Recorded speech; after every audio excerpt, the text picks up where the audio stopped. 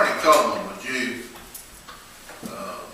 address the motion that needs to be made, sir, please? Yes, sir. It may be helpful, we have some members of the audience here to kind of recant what we've done with this, Mayor. I think when we started, when y'all called us, this seems to be the biggest environmental catastrophe since 3 Mile Island. It all involved press attention, perhaps some public attention. It's really turned out to be quite mild. Somewhat of a temporary house down, a dilapidated house, put the coal, or burning in the coal, covered it up. We, with some agreement with the EPD, hired Steve Palmer, and we went about inspecting Deer County. We worked with your staff, and Bonnie Dudley did. We rode up and down the street, trying to find any place where this might have occurred. We identified, in addition to those 24, 2 more sites. So that gave us a total of 26 rather than the initial public of over 100. So you'd be on 26 sites.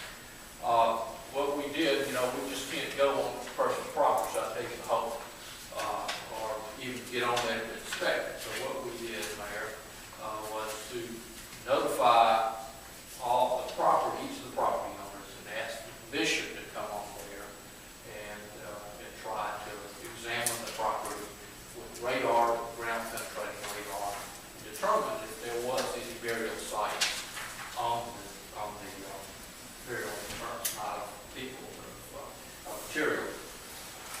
So we had those 26 sites. We couldn't get on 7. We either couldn't identify who owned it, or they didn't give us permission. So that means we had 19 left, and we can go on those 19 6. On 6 of those, we had nothing buried, even though it was reported. We couldn't find anything. The engineer couldn't find anything. So that brings us down to only 13 sites where something has been identified, which is dramatically different from where we started. So we've got 13 sites. We're going to have to go in and dig it up and secure that and put it in the landfill. That's all we have to do. But however, it has been a violation of the rules. The Solid Waste Management Act says if you're going to dispose of something, including dilapidated housing, it has to go in a Subtitle D landfill. And that essentially is a landfill with a liner in it, so that whatever material there is, there's no leachate. It didn't go into the groundwater. So that's the essential bottom line violation. And so as the EPD is prone to do, we negotiated this, we negotiated the terms of the settlement, and we've agreed to remedy this problem, dig that up to the landfill, and as they do with every kind of spill, cities generally like Valdosta had a substantial, much publicized spill at their sewage treatment plant. Well, they get a consent order about that, and there is some amount of money that they pay each time you get one. Well, we've got one here, and we started off with a substantial amount of money, which seemed to be that they would finance each one. We're now down, after a lot of negotiation, to about $25,000, which is a lot of money, but given the number of sites, it's probably a moderate amount. We would advise the city to adopt this consent order, and then we'll all move forward. Any questions? Yes. We didn't decide which. Did we decide which out of the 2? I think that we decided in there that we would use the one that EPD has agreed to. Okay. That's okay. Did we make a motion to go back to regular session? No, sir. No, executive session. Make a motion to go back to regular session. Second. All in favor say aye. Likewise. Okay. Yeah, I'm sorry. I'm sorry. Thank you. So I think, Mayor, if there are no further questions, we're prepared to enter into this consent Yes. judgment. Doesn't complete yet. It's still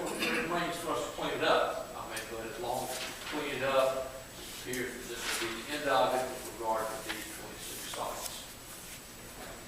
Did I have a motion this be done?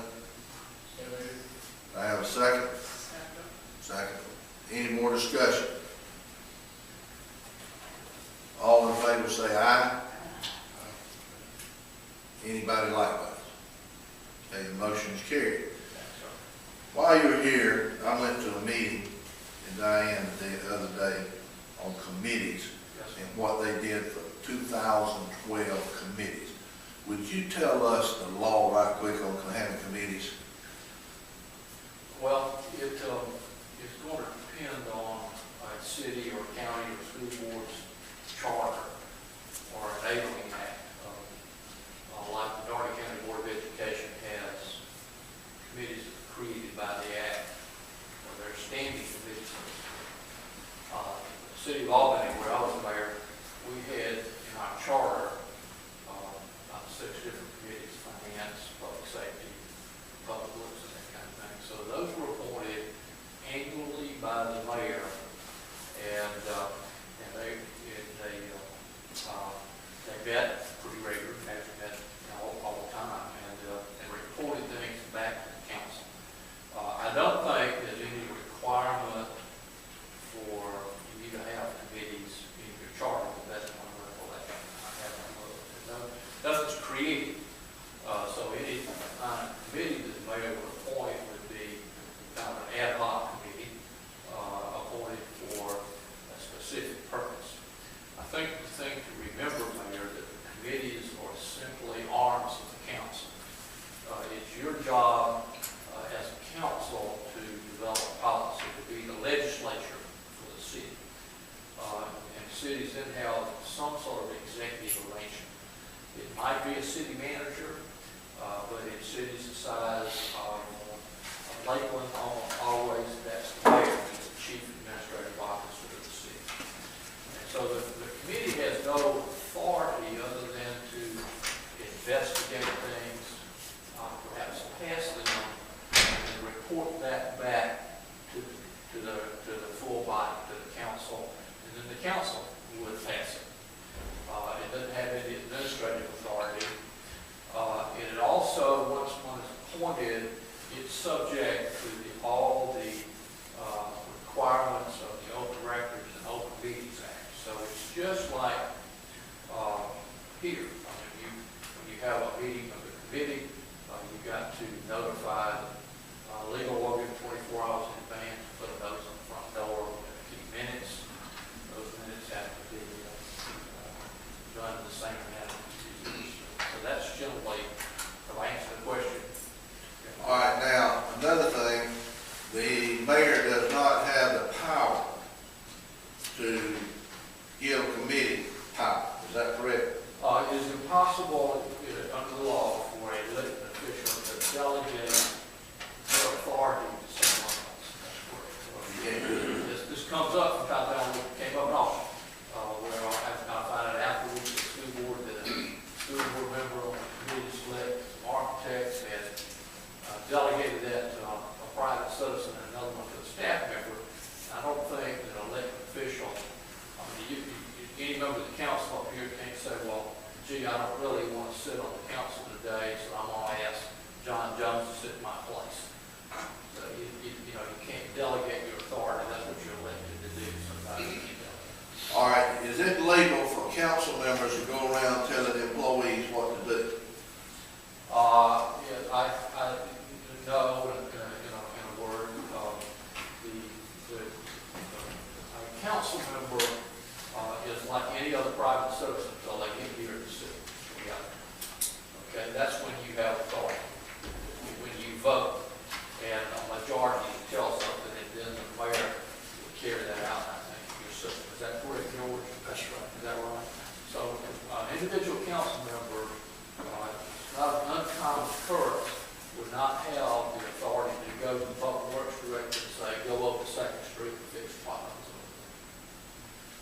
Now, as a practical matter, oftentimes information is communicated to the public works director.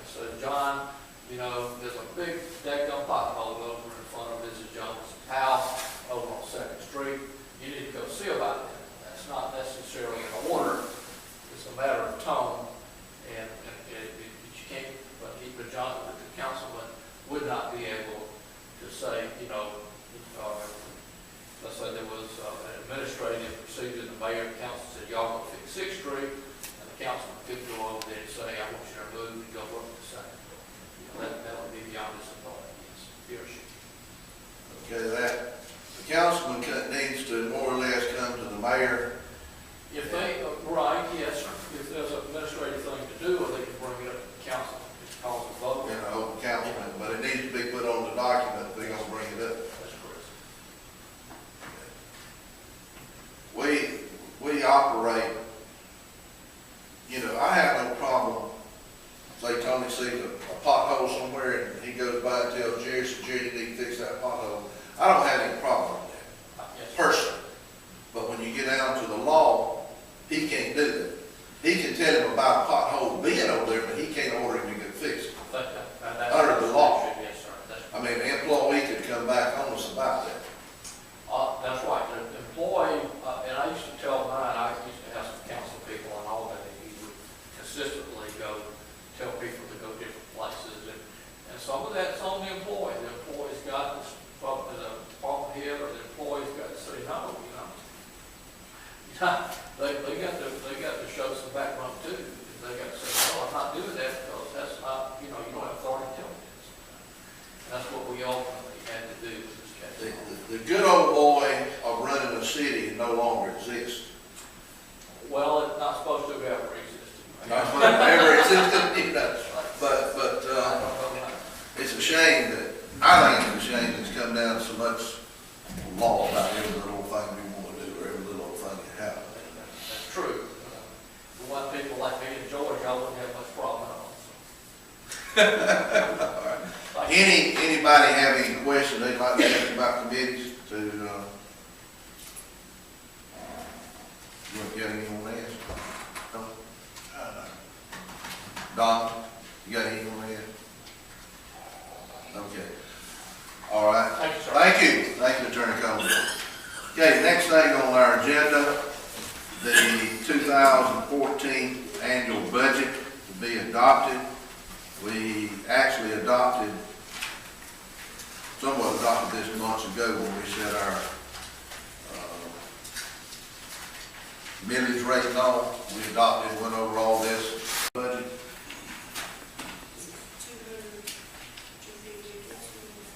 The total budget's what? Is it 250 for council member, 400 for mayor? 200. $250 for council members, 400 for the mayor. That's right. That's right. Starting January 1.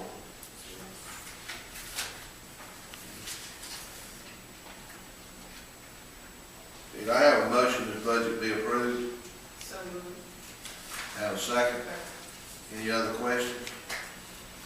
All in favor say aye. Aye. And likewise, any objections? Okay. Mr. Mayor, did y'all vote on the consent order? Did we vote on that? Yes. Yes, yeah, we voted on it. Okay, I'm sorry. Yeah. Yeah, we had a first and second, everybody voted in favor of this. Right. Okay, I have a motion that, well, anybody else got anything they'd like to say? It's a call meeting, but anybody got anything they'd like to say?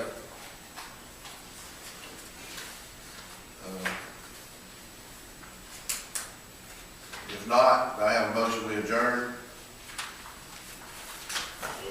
I would like to acknowledge the city's appreciation for John serving for all these years as councilman, if that would be in order. Yes, sir. Yes, sir.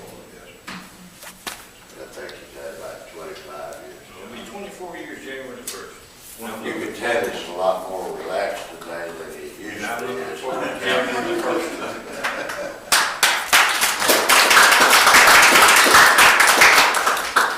He's usually ready to go eat.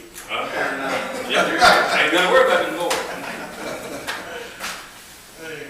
Okay, anything else anybody like to bring up? Okay. Maybe when John come back and see us again, things that have right. All right, now, whoa, I had a first, I had a second. Yeah, I second it. You seconded, John. And everybody in favor say aye. Likewise.